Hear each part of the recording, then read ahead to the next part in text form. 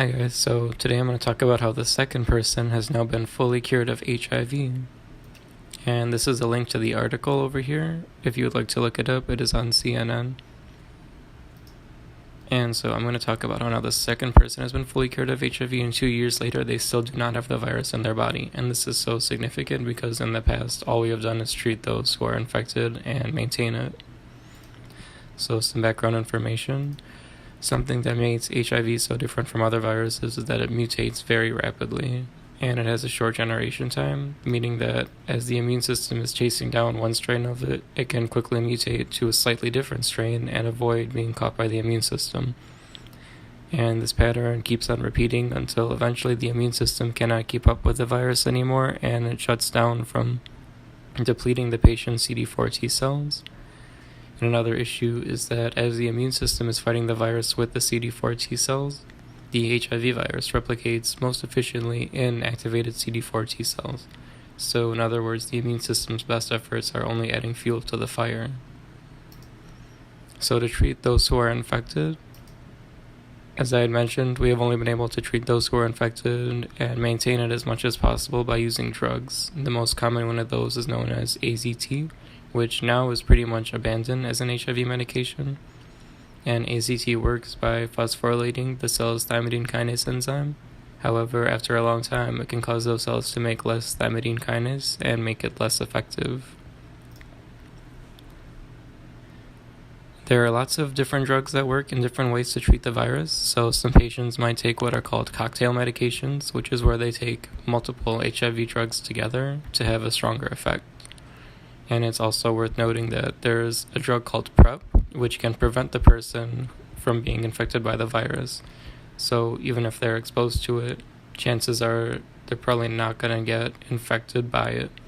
And it's worth noting in today's world, even though it's not as much of an epidemic as it was a couple of decades ago, it is still a really good preventative measure to be safe.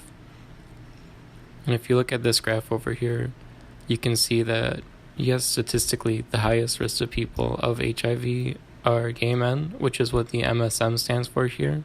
There are still plenty of cases, though, for people that are straight too, so I would say you should never assume that you're safe. So then the exception here, those who have the CCR5 delta 32 genetic mutation are immune to HIV. That is what the mutation is called, CCR5 delta 32. So CCR5 is the cell receptor that the HIV virus would bind to, which is how it gets into the cell to infect it. I don't know too much about COVID-19 lately, the coronavirus. I know that it infects respiratory cells, though, which is the same principle of how a virus infects a cell by getting in through those receptors. And as the CCR5 delta 32 mutation causes the CCR5 receptor to either be too small or not even present outside the cell. So with the mutation, there's nothing for the HIV to get onto and infect you with. It's also an inherited gene to have this mutation. You should obviously never assume you have the mutation.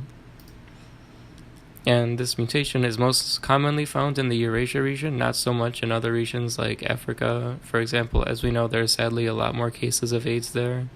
It is also more frequent in Northern Europe than Southern Europe. So how did we cure it? Well, this patient, Adam Castillejo, had a stem cell transplant to treat his lymphoma, and the donor carried this mutation for CCR5 delta 32, which caught on in his body as well.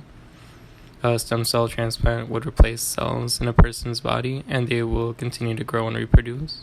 Commonly with lymphoma, these cells are taken from the bone marrow. So in this case, Castillejo underwent one stem cell transplantation, and his donor had the mutation, which let this mutation continue to take over in his body and make him immune to the virus, which is incredible. This is still caution for use, though, because it's still new, and we cannot guarantee that this is a site cure for HIV.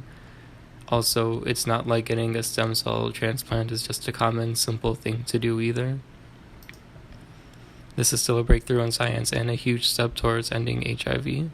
And then here's another big question. If you were able to give somebody a genetic mutation to cure this virus, then what other genetic mutations can we give somebody?